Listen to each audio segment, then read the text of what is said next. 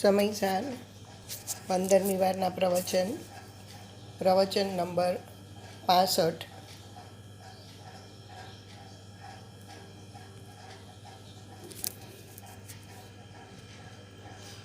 કર્મનો સંબંધ આદિ 5 બોલ છે એ વાસ્તવિક કાયમની ચીજ નથી, એ તો ક્ષણિક સંબંધ છે।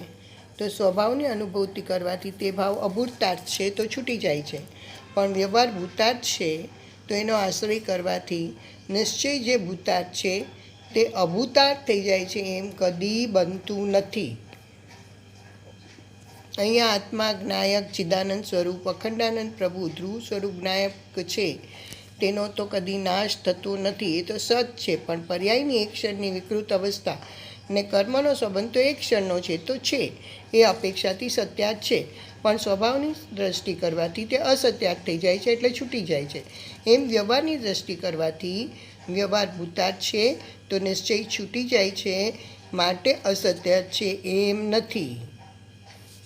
સંયોગી ભાવ કોણ? વિકાર પરિણામ દુઃખરૂપ દશા વિકારી ભાવ સંયોગી ભાવ છે ને કર્મ સંયોગ છે। સ્વભાવ ત્રિકાળ છે, તેનો આશ્રય કરવાથી બેયનો નાશ થઈ જાય છે।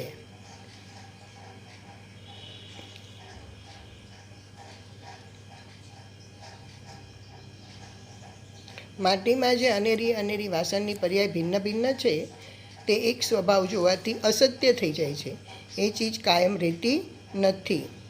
એ પોતાની ક્ષેત્રની ભિન્ન ભિન્ન આકૃતિથી એકલા ચૈતન્યાકારની દ્રષ્ટિ કરવાથી ભિન્ન ભિન્ન આકૃતિ રહેતી નથી।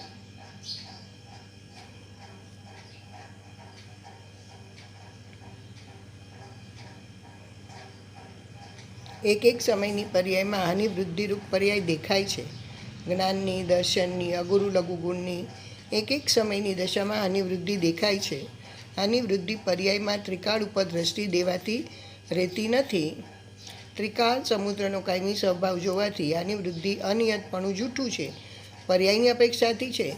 સમુદ્રમાં અનિયતપણું નથી, એ તો મધ્યમાં રહેલો છે।